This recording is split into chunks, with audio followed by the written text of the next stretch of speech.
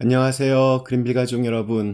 오늘 목요일 아침 이렇게 매일 한 말씀으로 또 오늘 하루를 이렇게 신실하게 시작하는 모든 분들에게 하나님께서 우리로 하여금 기도하게 하셔서 기도하는 중에 하나님의 뜻을 분별하고 또 어떠한 것이든 하나님의 뜻에 맞추어 살아갈 수 있는 담대한 마음을 주시기를 간절히 기원합니다. 오늘은 저희가 마가복음 14장 오늘 32절에서 42절에 있는 말씀으로 오늘 이 아침을 시작하도록 하겠습니다. 마가복음 14장 32절에서 42절의 말씀.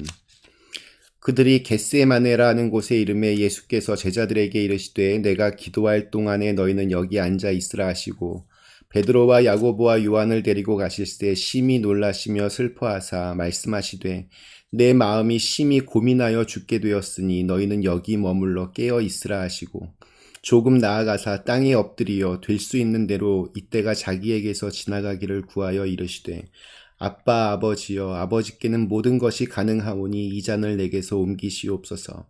그러나 나의 원대로 마시옵고 아버지의 원대로 하옵소서 하시고 돌아오사 제자들이 자는 것을 보시고 베드로에게 말씀하시되 시몬아 자느냐 내가 1시간도 깨어 있을 수 없더냐 시험에 들지 않게 깨어 있어 기도하라.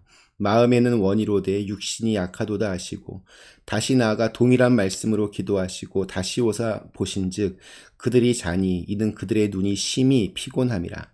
그들이 예수께 무엇으로 대답할 줄을 알지 못하더라. 세 번째 오사 그들에게 이르시되 이제는 자고 쉬라. 그만되었다. 때가 왔도다. 보라 인자가 죄인의 손에 팔리느니라. 일어나라 함께 가자. 보라 나를 파는 자가 가까이 왔느니라. 아멘. 네, 오늘 말씀은 저 개인적으로 예수님의 인생에서 가장 클라이막스가 되는 부분이라고 생각하는 겟세마네의 기도입니다. 겟세마네는 예루살렘 성문 밖 동쪽 편에 있습니다. 이 겟세마네라고 하는 이름의 뜻은 기름 또는 향유를 짜는 곳이라는 그러한 뜻을 가지고 있습니다.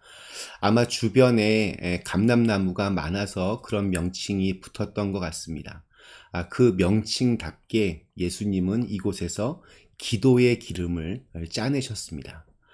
이제 이 기도의 시간이 끝나면 십자가의 순환이 곧바로 이어집니다. 그래서 예수님의 마음도 매우 힘드셨습니다. 오늘 읽은 말씀에서도 33절에 심히 놀라시며 슬퍼하사 34절 내 마음이 심히 고민하여 죽게 되었으니 35절 이때가 자기에게서 지나가기를 구하며 또 36절 이 잔을 내게서 옮기시옵소서. 그동안 이렇게 볼 수 없었던 예수님의 인간적인 고뇌와 두려움이 곳곳에 배어 있습니다. 예수님은 완전한 신성과 또 완전한 인성을 가지신 분입니다. 겟세마네의 지금 이 순간에는 예수님의 그 인성이 압도적으로 예수님의 마음을 지배하고 있습니다. 죽음 앞에서 두려워하고 또 고통스러워해하는 예수님의 모습. 그런데 저는 이 모습이 참 낯설지만 이런 인간적인 예수님의 모습이 또 다른 은혜로 다가옵니다. 인간의 고통을 전혀 모르는 분이 어떻게 우리의 간절한 기도를 이해하시고 또 응답하실 수 있겠습니까? 사실 젊어서 죽든 늙어서 죽든 죽음은 두려운 법입니다. 솔직히 저에게 죽음의 순간이 다가온다면 야 이제 천국 가게 되었으니까 할렐루야 하면서 마냥 즐겁게 맞이하지 못할 것 같습니다. 죽음은 누구에게나 두렵습니다. 예수님은 지금 죽음의 고통과 정면에서 마주하고 계십니다. 그분은 인간을 구원하시기 위해서 인간들이 경험할 수 있는 모든 고통을 당해야만 했습니다. 죽음의 잔마저도 이렇게 다 마셨기 때문에 예수님은 그래서 그 어떠한 고통에서도 우리를 구원하실 수 있습니다. 기도를 통해서 주님은 자기가 가야 할 길을 분명하게 결정하셨습니다. 이것이 기도의 힘입니다. 기도하면 담대해집니다. 우리 36절 이르시되 아빠 아버지여 아버지께는 모든 것이 가능하오니 이 잔을 내게서 옮기시옵소서. 그러나 나의 원대로 마옵시고 아버지의 원대로 하옵소서. 이 자들 내게서 옮기시옵소서라는 기도와 나의 원대로 마옵시고 아버지의 원대로 하옵소서라는 이 기도가 쉼표 없이 이렇게 한숨에 이어지고 있습니다. 그렇지만 이 두 문장 사이에는 분명히 처절한 몸부림과 그에 따른 시간의 흐름이 있었을 것 같습니다. 누가복음에서는 얼마나 예수님 지금 간절하게 기도하셨는지 땀방울이 핏방울처럼 떨어졌다라고 기록하고 있습니다. 결국 예수님은 오랜 그 고투 끝에 결단을 내립니다. 내 원대로 마옵시고 아버지의 원대로 하옵소서. 이것이 진짜 기도입니다. 하나님께 집요하게 매달려서 자기가 원하는 것을 달라고만 하는 것은 어린아이의 기도입니다. 기복적인 기도일 확률이 높습니다. 참된 기도는 자기의 뜻을 접고 하나님의 뜻에 순종하는 것입니다. 자기 원하는 것은 욕심이고 탐욕일 때가 많지만 하나님의 뜻은 언제나 옳습니다. 그리고 그것이 진정 자신의 생명을 살리는 길이 되기도 합니다. 주님의 싸움은 이제 끝이 났습니다. 본 게임은 십자가에서가 아니라 어떻게 보면 이 겟세마네 동산에서 이미 결판이 났습니다. 이제는 담담히 십자가의 길을 걸어가는 것만이 남았습니다. 이것이 기도의 능력입니다. 기도는 문제를 이렇게 앞당겨서 하나님 앞에 가져다 놓고 씨름하는 겁니다. 문제를 이렇게 홈그라운드로 끌어오는 겁니다. 여기서 응답을 받고 나면 그 이후는 순종하는 것만이 남습니다. 주님은 기도로 승리했습니다. 반면에 제자들은 기도에 실패했습니다. 주님 말씀하셨듯이 마음에는 원이로되 육신이 약한 것이 바로 우리 인간의 모습입니다. 우리 생각에는 감당하기 어려운 큰 일을 당하거나 삶의 문제 앞에 서면 누구나 이렇게 기도할 것 같지만 그렇지 않습니다.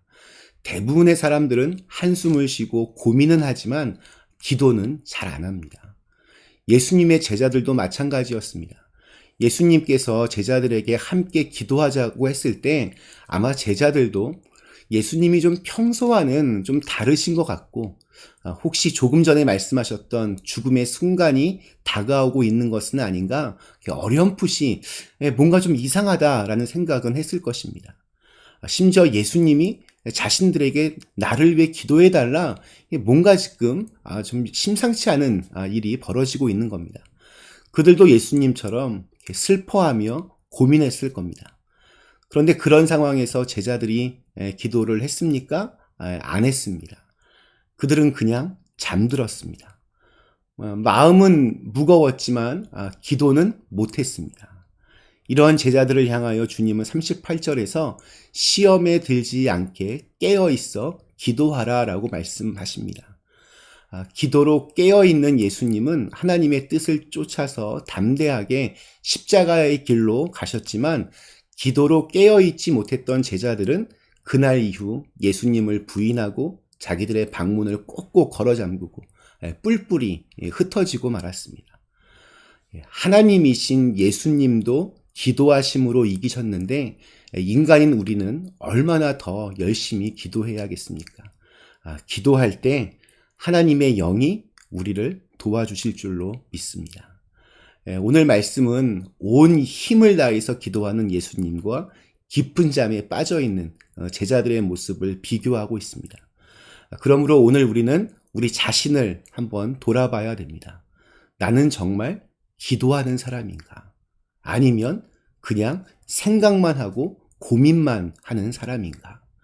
그냥 고민하고 괴로워하는 것과 기도하는 것은 정말 다릅니다. 마음으로 생각하는 것과 하나님 앞에 무릎을 꿇는 것은 정말 다릅니다. 오늘 하루 무엇보다도 기도하는 사람들이 되실 수 있기를 간절히 기원합니다. 잠시 함께 기도하시겠습니다. 전능하신 하나님, 오늘 우리 예수님의 겟세마네에서의 이 고뇌에 찬 처절한 기도를 함께 같이 보았습니다. 예수님도 이렇게 간절하게 기도하셔서 그 기도의 응답으로 담대하게 십자가의 길을 가시게 되었는데, 우리는 예수님만큼 이렇게 기도하지 않습니다. 저희를 불쌍히 여겨주시고 저희로 하여금 기도할 수 있는 마음을 허락하여 주시고, 우리의 모든 삶의 문제들 앞에서 간절한 마음으로 기도하고 또 하나님의 뜻을 쫓아서 살아갈 수 있는 믿음의 사람들 다 되게 하여 주시옵소서.